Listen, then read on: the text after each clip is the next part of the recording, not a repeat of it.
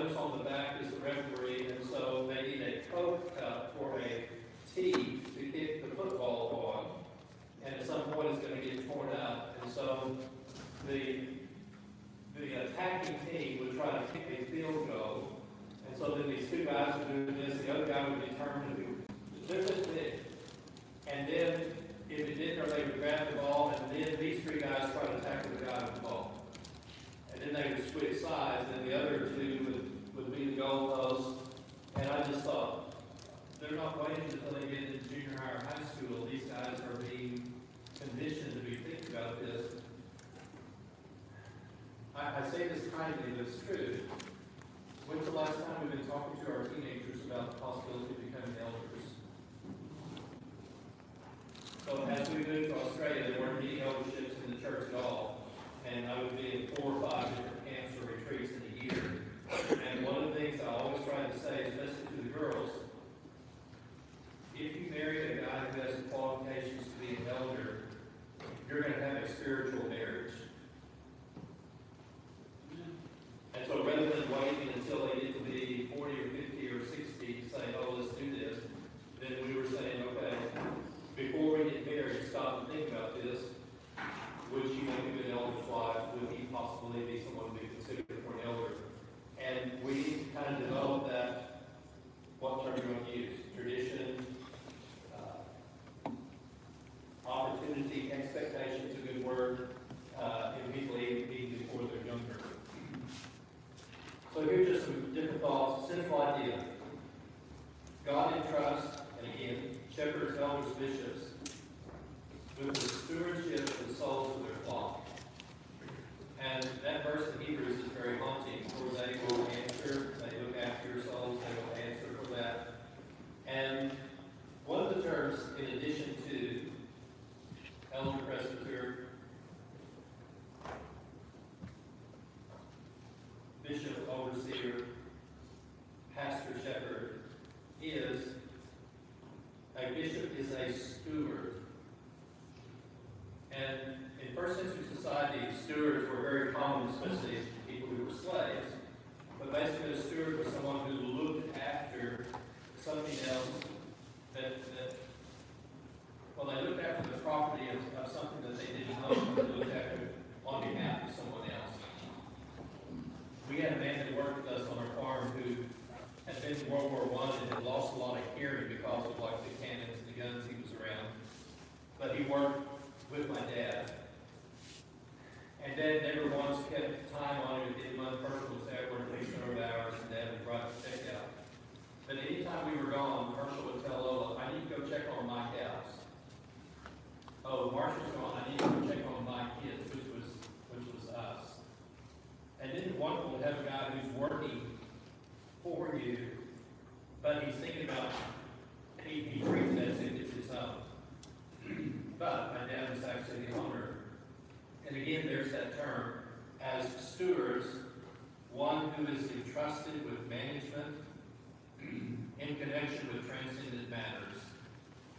And I think, that, again, that's another very appropriate description for elders and leaders, is that we are looking after the household of God, for and on the behalf of God. I always try to say this kindly, but 2 or 3 times I've talked with young preachers, they're talking about my church and my elders and other stuff. And I say, I understand that. However, there's a fine line here, but there's a sense that this is your church. And these are God's elders before they're your elders. And there's that sense of stewardship. If I'm a steward, then I'm entrusted with looking after the business and the welfare, specifically of the Lord's church. One of the things that Paul tells Timothy, this is the second one, keep your eye on the goal, and be careful about not getting distracted. Like I said, I've been in a couple situations where we've just had life and death things with false teachers. And what's so important, and this is Titus 2. Sorry, let me go back. 1 Timothy 1 and 5. The goal of this commandment is love from a pure heart, a good conscience, and a sincere faith. And stop and think about it. Timothy, I have left you in Ephesus so that you may serve men, not to teach false doctrines, not to do all these other things. But in the process, don't forget what's at the core, what's important. And Paul says the goal of our instruction is love, and those are important things. Pure is the word katharizo. You have something that's cleansed, purified. We do the word catharsis. Sometimes with laughter or cry, we've had like the emotional catharsis. And a good conscience. Again, we're back to that word integrity we talked about earlier. And then sincere is something that doesn't have a defect or a fault or a crack. Sometimes people would make pottery and as it fired and had a crack. They would seal it and they would paint over it. Well, the word sincere is something that's whole without a crack in it. Pure heart, good conscience, sincere faith. It's important that we first of all keep an eye on our personal life. And this is just even hard to talk about. I've had 5 close friends who had left their wife for, you fill in the blank, secretary or someone else, and the amount of spiritual fatality and casualty of those decisions is enormous. And that's why it's really important, before we concern ourselves about looking after others and other things, that we first look upon ourselves. Timothy, be a model of good deeds. Chapter 4, verse 12, set an example, watch your life. And then, I love 2 Timothy 1 and 7. God did give us the spirit of humility, but of power, the spirit of love, and the spirit of self-discipline. We've touched on this. This was a repeat from some other things. And like I said, I didn't hear this very much growing up in different circumstances, and it's just good to talk about. Like I said, hope that we never have to use it. But learn to protect God's flock from dangers within and without the church. We were just talking about this through the lunch hour. My sister-in-law Nancy, just through their experience dealing with new Christians and the struggle they had, she said, a lot of times when people develop a root of bitterness, they can virtually insulate and isolate themselves from fellowship and anything else, and virtually become a spiritual victim. Those people are not going to spend a lot of time hurting the church, but that turn fierce wolves. We just always, as shepherds and leaders, need to be aware of that. It can be someone who moves in, and it can be someone who has to change of heart. And this is not in the same line, but it comes back to it. Through the years, I would say 90% of the church problems I dealt with started as a matter of opinion. And then at a point in time, someone wanted to make it a matter of doctrine. And that's something just to be really careful about, is that some people will be so insistent, so dogmatic about something, and in reality it may not have anything to do other than they're wanting to try to get their way. Keep loving the church as Christ loved her. James Baird had this wonderful description: as Christ loved the church, as doesn't tell us why, but it tells us how. And one of the ways that we are Christ-like is to love the church in the same way that he did. On the next page, this is assuming that we have a functional family, but love the church as you would love your physical family.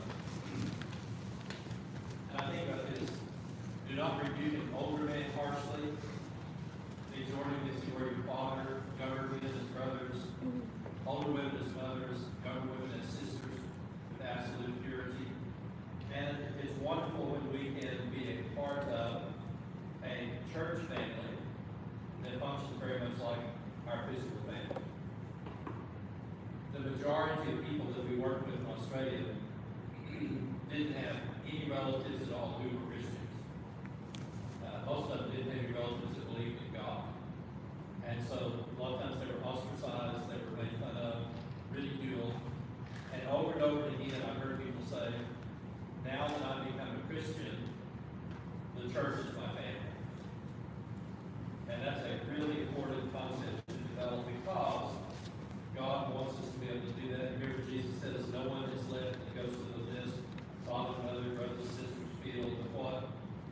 this life, people receive those. Well, it's not his physical family, but his spiritual family, and everything we can do. And I love Paul's images and talk about these a lot in the local church.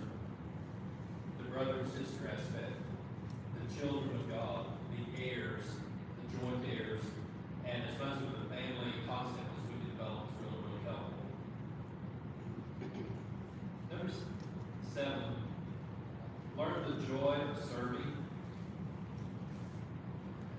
And there's just something, we use the expression in our house, bone tired. You know, for 12 years I taught 3 days a week in school biblical studies. And for 8 years we were an hour plus. And a lot of times I would ride the train. So I either had to be on the 6:22 or the 6:27 a.m. train to get to school on time. And some nights I didn't get back till 10:30 or 11:30 that night. But you go to bed just bone tired thinking, this is really good. And every time that I can, I try to take my kids with me to do things that are age appropriate that we can share. I've also been doing grandchildren. Our oldest is finishing his junior year at Oklahoma Christian, but George was 3, early here. And there was someone in the hospital that was appropriate for a 3-year-old to visit. I called Kate, I said, Kate, I'm going to pick up George, and I want him to go with me to make a hospital visit. I said, George, we're going to go visit the hospital. And he looked at his mom, he says, Mom, we have to have a Band-Aid. And his mom, he's 3 years old, okay? And his mom said, Band-Aid? He says, yes. If they'll go to the hospital, they'll hurt him. And if they'll hurt him, then they need a Band-Aid. And so she went and got a Spider-Man Band-Aid, which George held all the way to the hospital. And so here we go, here's this guy. And we walk in, talk with him, George says, hello, I'm George. This is my grandfather. We're here to have a talk and have a prayer, and I want to put a Band-Aid on your hurt. So, if you're in a hospital, you've been stuck somewhere, and this guy caught on really quickly, and Uncle George, and so with great fear that we open up this Band-Aid, and we put this Band-Aid on this man's foot. And then he goes, okay, Granddaddy, your turn. And so that was the best medicine that guy got all day. And so every time we can take our younger ones with us to do things, there's some people we would visit. You're with me on that.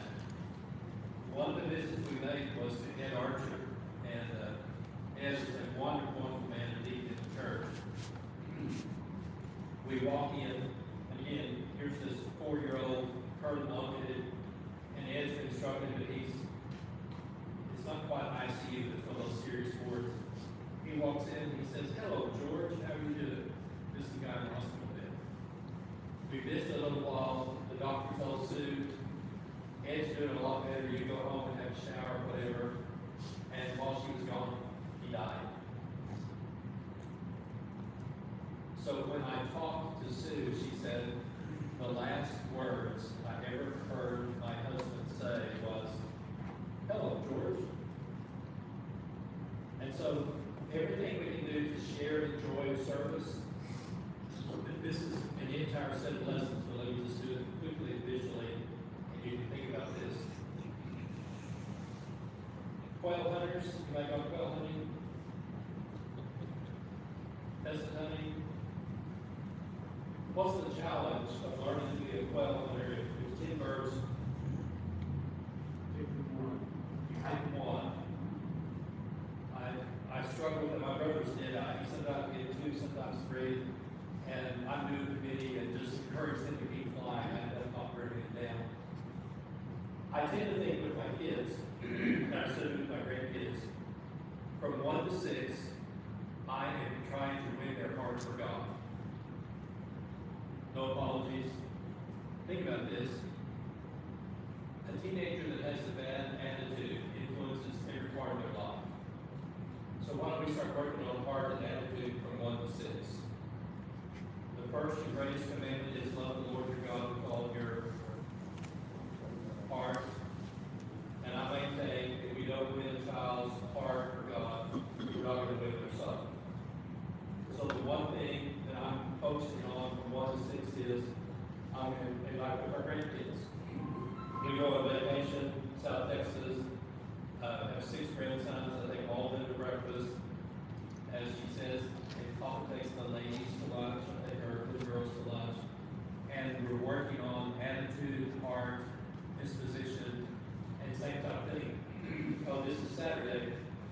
tomorrow's the best day of the week.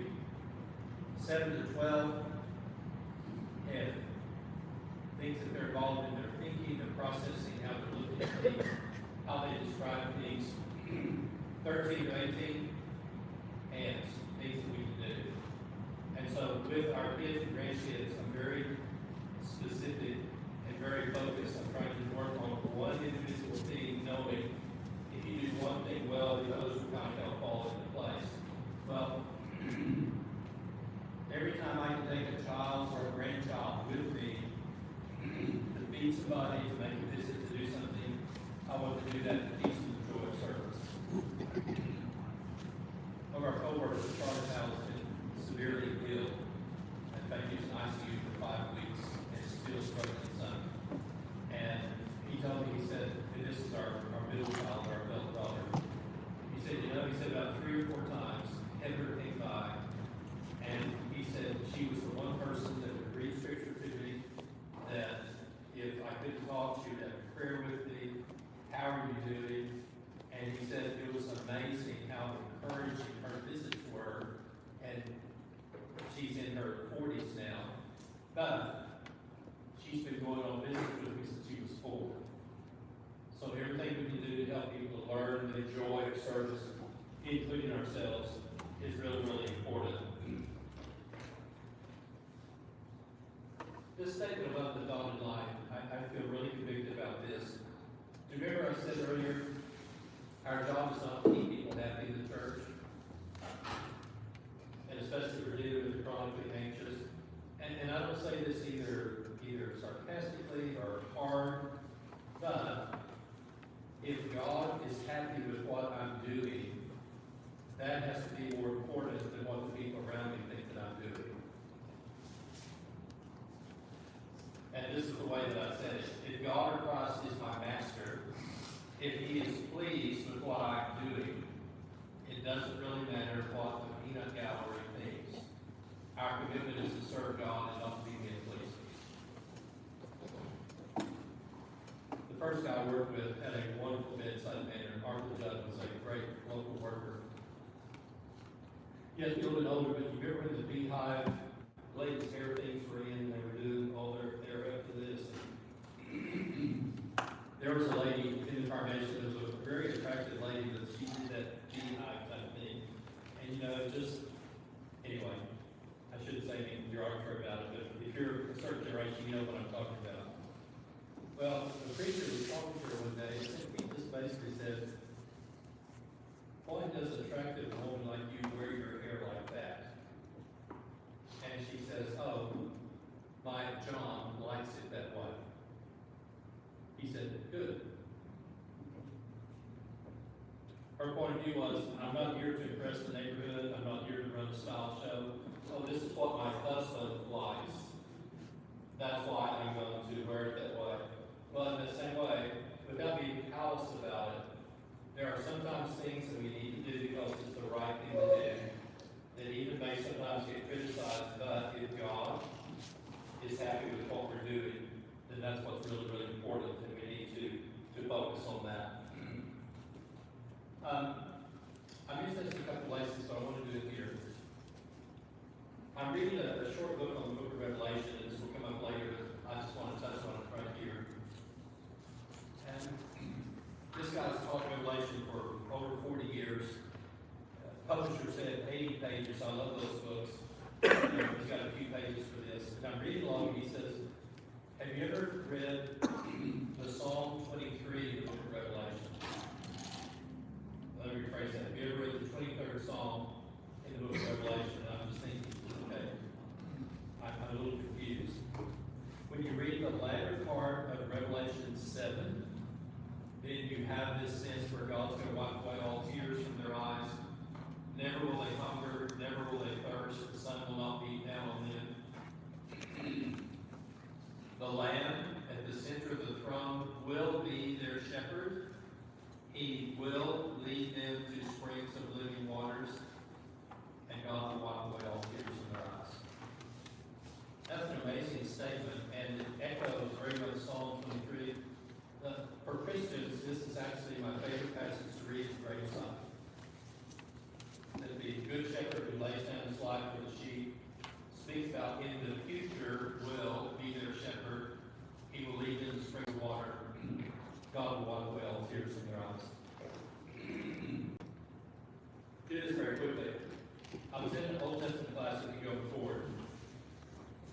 wonderful man, and he said, I would like to read the 23rd Psalm to you in the wrong way. And I'm just thinking, how could you possibly read the 23rd Psalm of the Lord in the wrong way? And Brother Gordon has huge sections of Scripture memorized. So he goes through Psalm 23, and he emphasizes, the Lord is my shepherd, I shall not want. He makes me, so he went through and did the 23rd Psalm, but the focus was upon God. And he said, this is actually the wrong way to read the 23rd Psalm. Let me do it correctly. And then he said, the Lord is my shepherd.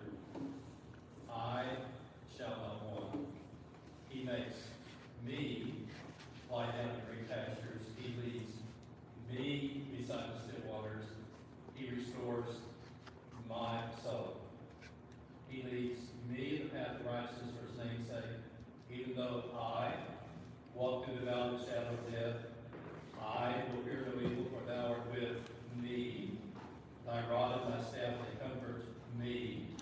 Thou preparest a table for me in the presence of my enemies. Thou anointest my head with oil. My cup runneth over. Surely goodness and mercy will follow me all the days of my life. And he said the 23rd Psalm is focused upon the blessings that God gives to those that he shepherds and he cares for. I don't feel any guilt or burden about this, but I still ask myself, especially when I was an elder, do the sheep in the church that I'm a shepherd of feel as secure and safe in this congregation as David did in the 23rd Psalm? And so I think about that a lot, and if we don't have to be an elder to do that, this is something that at a lot of different levels we can be involved in shepherding and helping to lead. We're going to do one more handout. It'll go quickly. Let's do this.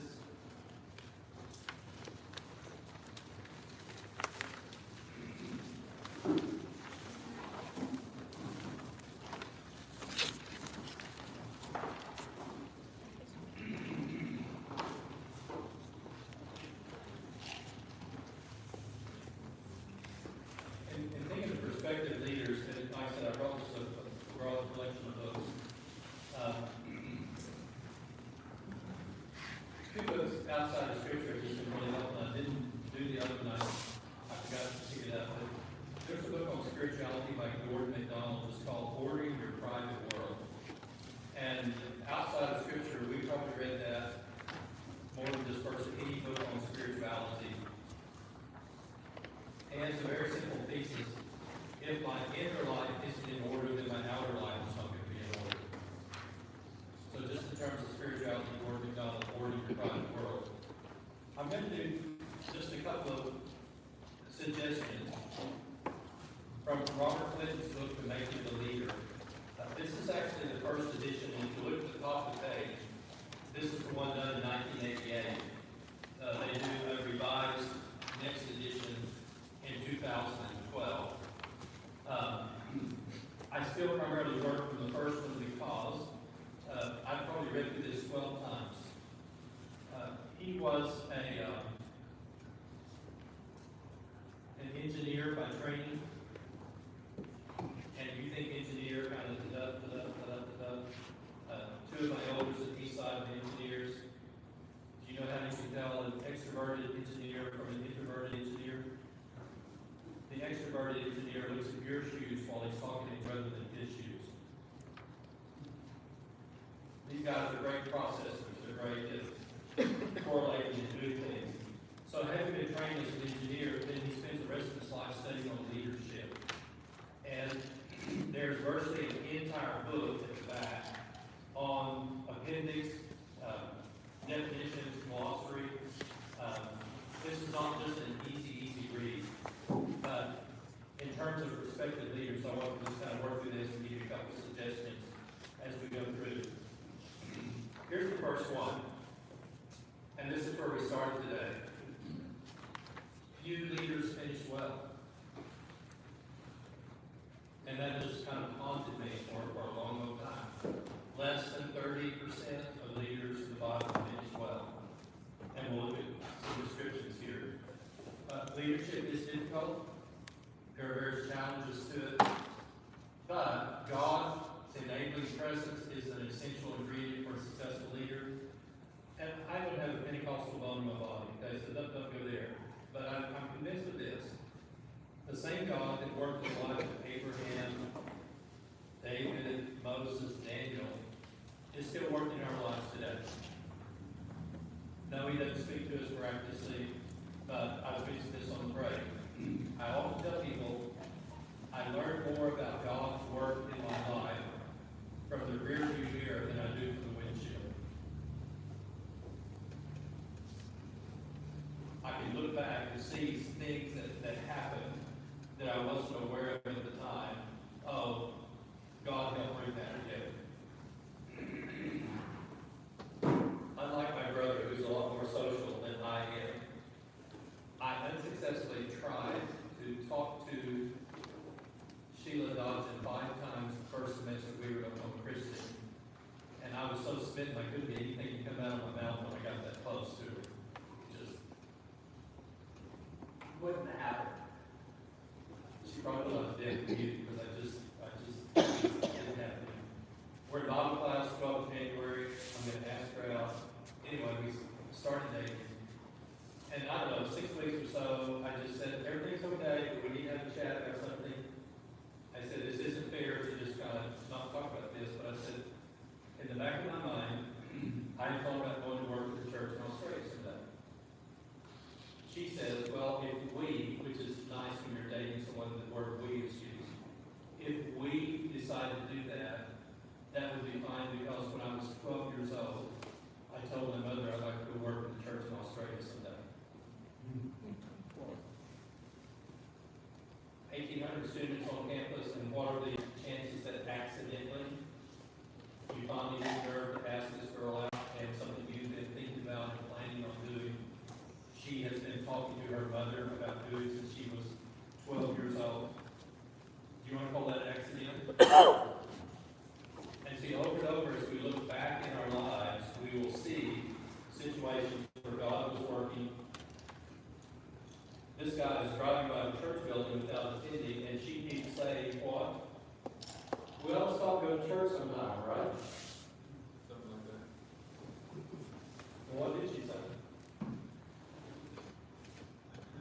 At that time, she said we need to get our lives straightened out. Okay. And we have to live a mile down the road. There's a mom building, we need to get our lives straightened out, we live together.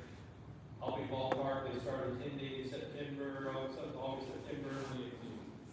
and then eventually Tim starts studying, and then on one Sunday afternoon, Tim marries him in the church office, goes immediately to the baptistry, baptizes Dylan turns around, baptizes Marissa.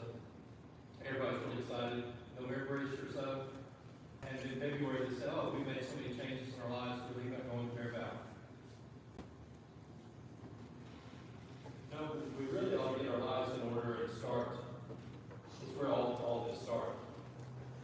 In different ways, all of us will look back at some point or another and say, okay, this wasn't just an accident. And here was something where God was working in a way that we couldn't see at the time and recognize. Spiritual leadership can make a big difference. And this is his definition of leadership. It's a person with a God-given capacity. Again, knowing ourselves, knowing our gifts is really important. With God-given responsibility to influence a specific group of people, God's people, towards God's purposes for that group. For many, many years, my favorite verse about David was he was the man after God's own heart. But now my favorite verse is, as the sermon keeps going, he served the purpose of God in his generation. And you stop and think, each of us are called at a certain time and place. And I oftentimes think, what can I do to serve the purpose of God in my generation? We're not going to be asked to build an ark. We're not going to lead the people in the promised land. But in our generation and as the people of God, what are the challenges that are there? So Christ calls people into leadership. He will intend them to work with their potential. God's working with us all of our lives.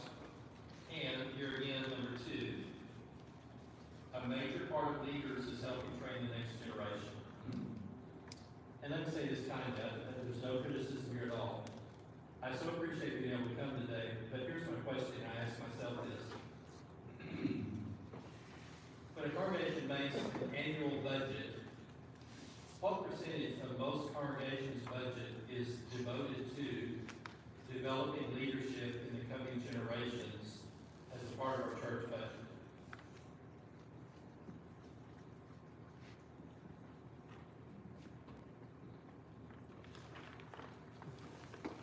Not enough. Thank you. Thanks for rescuing me because I didn't want to overstate something. Probably not enough. And you stop and think, few things are more critical to the future of the church than healthy leadership. And yet at some time, by osmosis, we just expect these guys automatically somewhere between their 40s and 50s to want to desire to do something they haven't been trained for or work with. I just encourage you to be thinking we all need to spend a little more time devoted on training, developing, anticipating, and helping people to grow in that capacity. The third one's a little bit technical, but I think it's really important. All of us need, and it doesn't have to be a long written out statement, but all of us need to have a philosophy of ministry. Because when you stop and think, there are always more things that could be done than any of us can do on a day. How do you choose the things that you're going to focus on and the things you're going to do? And a part of my philosophy for ministry is that I want to start on the inside and work out. It has to start here, me and my house, and then how can we as me and my house and reach out? And we've all seen people that sometimes have got it upside down and they spend so much time out there that there's no investments that are made both within themselves and within their family. And part of our ministry philosophy is, what can mom, dad, and the kids do to be a part of this? This is sad. When we moved back from Australia, our kids' oldest was 6th grade, 4th grade, and 3rd grade. And for probably 18 months, someone cried every Sunday on the way home for something that was said or done for them in church. A culture developed, we bring our hairbrush, we bring music, we do our fingernails, but we don't bring our Bible, and we don't answer questions in class. And if you do, there will be a price to pay. Well, our kids have always been raised to do that. It took about 3 years to change that culture. And it's really hard when at least once every couple of weeks, one of your kids is crying over something that was said and done to them. And I said, guys, we were missionaries in Australia. You were the only ones who went to church in your class. My son played soccer in an 8-team soccer league. He was the only boy with a Sunday morning commitment. And I said, God is calling us to change the culture of this church, and we'll pay a price for it. By the grace of God, we can do that. By the freshman year, some of those graduated and changed. And the last 4 years, the minimum kids who graduated from high school were 15. We graduated 17, 15, 16, and 17 kids 4 years in a row. In the middle of that were our 3 kids to invite, to join, and to bring in, because it was a part of our family. This is what we're going to do as a ministry. And it's something that we can do. The more we can do with our families, that's what I said. I tend to think of ministry from the inside out rather than the outside in. Here's the statement, and I put this down in print. This was from a similar book just called Starting Well, that Stillwater Clinton wrote it. Fewer than 30% finish well. And I've done an entire series of lessons on this. And I just gave a few samples. But he said, here are 4 different categories of leaders. 1, some get cut off early. Jonathan, Josiah, John. Some finished poorly, and he used the expression, they're going downhill. Where is Solomon at the end of his life when his wives have turned his heart away from God? So some get cut off early, some will finish poorly, some will kind of straggle across. Even David, the last years of his life were difficult. David, Josiah, Hezekiah. And then here's a list of those who finished well. But like I said, you added the kings, you had all the different leaders. And one of the things that I just keep thinking about is, I want to be one of the 30% to finish as well. And that's something very important for us to consider. When they looked at these leaders, and here were 6 characteristics. They had a vibrant personal relationship with God all of their life. They had a lifelong learning posture, and a lot of things, scripture reading, friendships, biographies, other things. A Christ-like character. They maintained biblical convictions and beliefs, held fast to God's word all their life. And here again is David. They accomplished the purpose of God in their generation, and they walked in the sense of God-given destiny. What I'd like to do, and let me do it from the book first, and then we won't go into more details. Robert Clinton organizes a way of looking at your life in retrospect and seeing how do I see where and when God was working. So if you look at the second page, there's a chart across the top.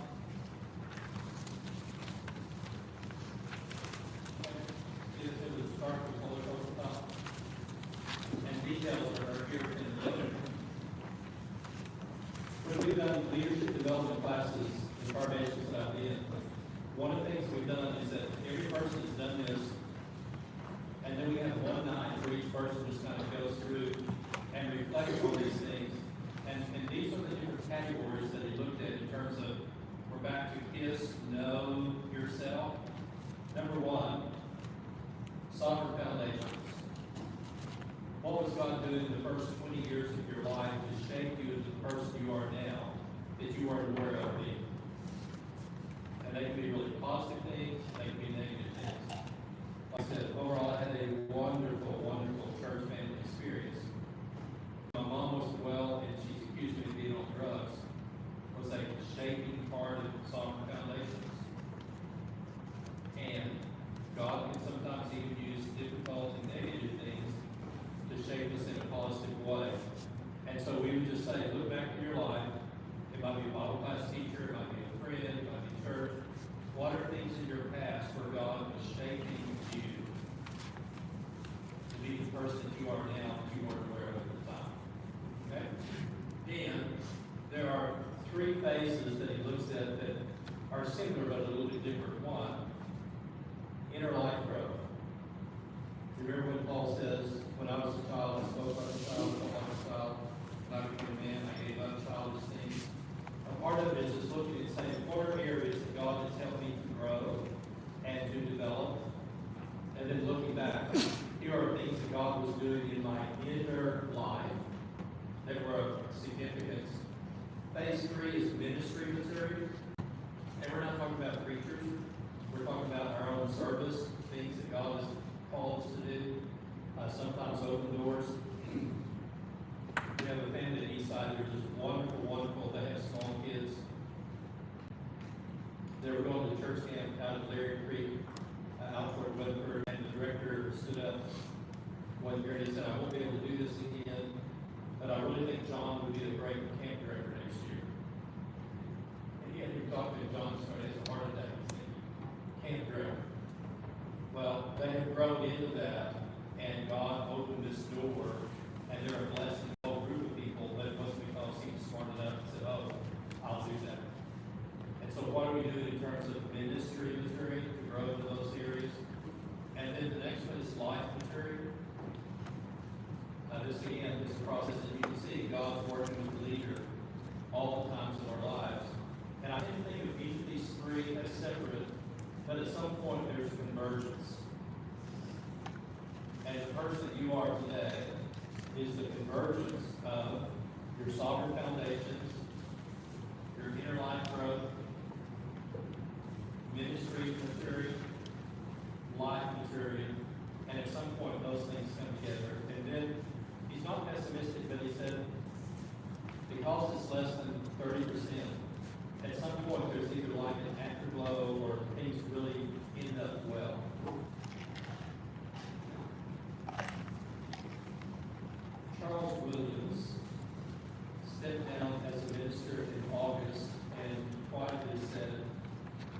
finally feel like at the age of 95, I probably should retire so I can enjoy life a little bit before I pass on.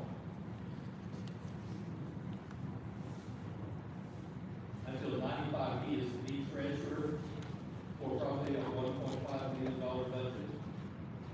He writes the adult curriculum, so he's working right now on October and November, and he'll have a 6-page outline each week for Bible class teachers to work in.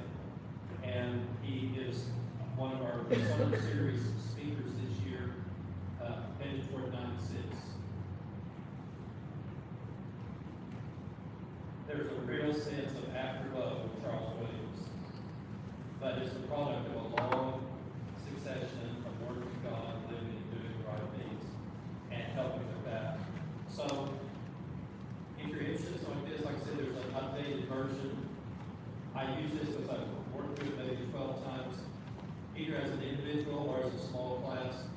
This is something that's really helpful for people to kind of go through and just reflect and look on those things in their personal life.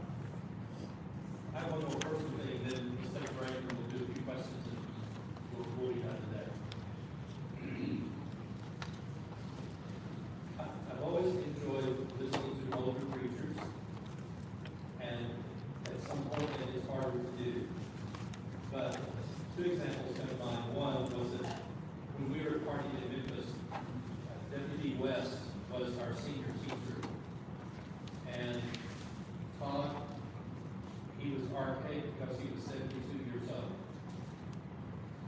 Okay, give us a break. We're in our early 20s. And Brother West was just a prince of God. And he would walk into class and he would say, "Good afternoon, scholars, and how are we doing today?" And we would look around and think, who's he talking to? No, I'm talking to me. And Brother West's favorite story was, probably in Tennessee, a church had a 2-week meeting, had brought in a song leader and a preacher, and the brother that wrote the report, very kind of disappointed and dejected, said, "We had this meeting, and we brought in so-and-so and so-and-so, and the only person that was baptized was a skinny, knock-kneed, 12-year-old little girl." Ladies don't like this part of the story, but that's what she was. And so rather than baptizing the dust and everything else, we had this meeting, and we did this for 2 weeks. We met in the morning and afternoon, and we only had one skinny 12-year-old, bless her heart, knock-kneed little girl baptized. In time, that little girl marries, and she has 5 sons, and each of her sons becomes a gospel preacher.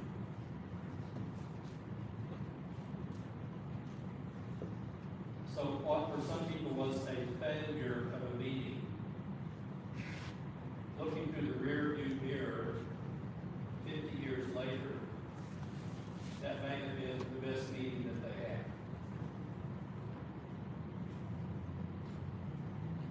Howard Norton was just a real blessing in many of our lives, and he was speaking, in fact, at the camp here, and I came down specifically to listen to him. And if you knew Howard, he was more few things than many people are about everything. Howard was just really gung-ho about things.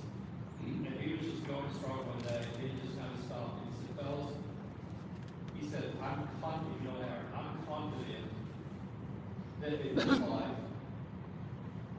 because he is God, very few of us know what is the most important thing we did for God." And then he restated that, "I'm confident that in this life, very few of us will know this is the most important thing I did for God." And it's something that you may think small or incidental, didn't have a lot of consequences. God may use that to accomplish something that you had no idea about, and in its own time, that may have been the most important thing you did for God, and you didn't realize it. So he said, be faithful with every opportunity. Be faithful in little things, because you don't know what God's going to do with that. How many of you know my brother Kent? give me some descriptions of Kent. Kent is extrovert, outgoing. He's not like his older son, brother, but Animated. animated. To my knowledge, he's the only person that has ridden a live horse on stage in Hardeman Auditorium to make the chapel announcement.